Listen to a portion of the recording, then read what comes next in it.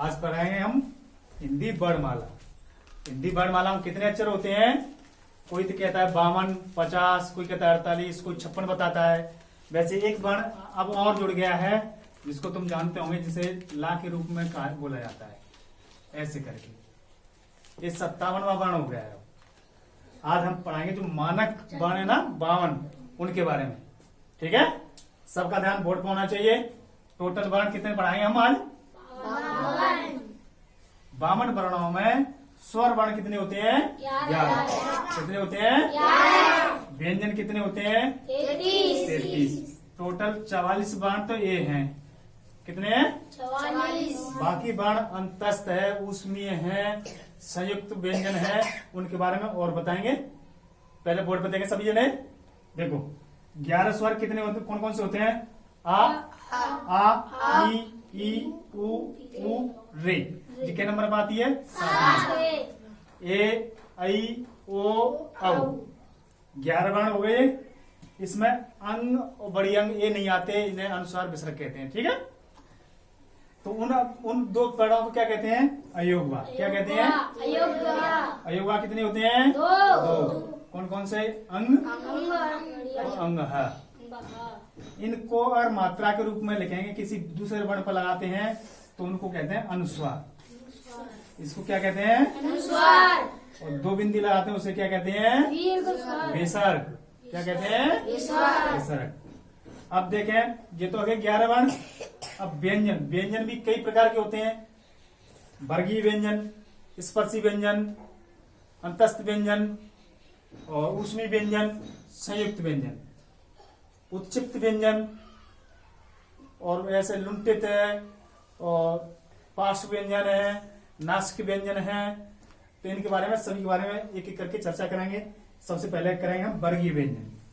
वर्गीय व्यंजन कितने होते हैं? 25। कितने होते हैं? 25। का वर्ग। वर्ग कितने होते हैं? 5। वर्ग कितने होते हैं? 5। कौन कौन से? का वर्ग, चा वर्ग, टा वर्ग, का वर्ग, पा वर्ग। एक वर्ग में कितने वर्ण होते हैं? 5। कितने होते हैं? 5। देखें, का वर्ग के कौन कौन से वर्ण हैं? का, खा, गा, घा, अंग। इस चा वर्ग के चा, छा, जा, झा, य। टा वर्ग के टा, ठा, डा, ढा, अड़। ता वर्ग के ता, था, दा, धा, न। पा वर्ग के पा, फा, बा, भा, म। एक बात और बताऊं तुम्हें, ये सभी व्यंजन कैसे होते हैं? हलंत, अधूरे होते हैं। इनमें किसी में स्वर नहीं है, तो हमें इन्हें क्या कर देते हैं? हलंत कर देते हैं। पर आपको समझाने के लिए मैंने हलंत नहीं लगाया था पहले, अब लगा दूं? तो ये सभी कैसे है? व्यंजन है। इनमें किसी में स्वर नहीं जुड़ा हुआ है। क्या नहीं जुड़ा है? स्वर। स्वर तो ये खाली व्यंजन है। क्या है? व्यंजन। अब व्यंजन कहाँ से बोला जाता है? उच्चारण के स्थान के हिसाब से पांचों के लिए अलग अलग स्थान दे रखा है। तो का वर्ग है ना, का वर्ग, का वर्ग में 5 वर्ण आते हैं। पांचों वर्णों को किस ध्वनि से बोला जाता है? कंठ ध्वनि से। किससे? कंठ ध्वनि से। कंठ कहाँ होता है?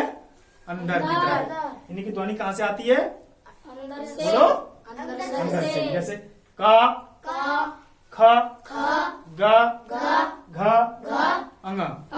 कहाँ से आ रही ध्वनि? अंदर से, कंठ से निकल के आ रही है। तो इन ध्वनियों को क्या कहेंगे?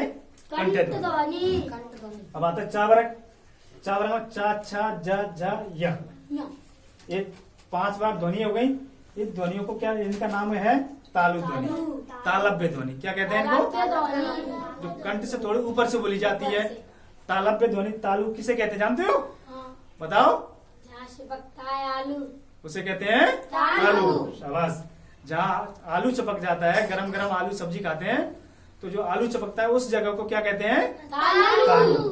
तो ये 5 अक्षर है ना, इनको हम कहेंगे तालव्य ध्वनि।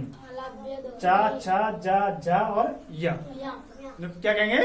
तालव्य। अब है टा वर्ग। टा वर्ग में भी 5 है, प्रत्येक में 5 है। वो तो टा, ठा, डा, ढा, अड़ा।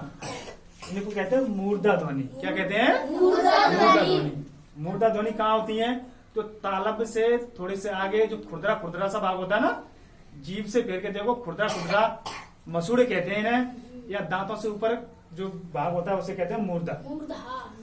तो मूर्धा ध्वनि में टावरक आता है। अब आता है तावरक।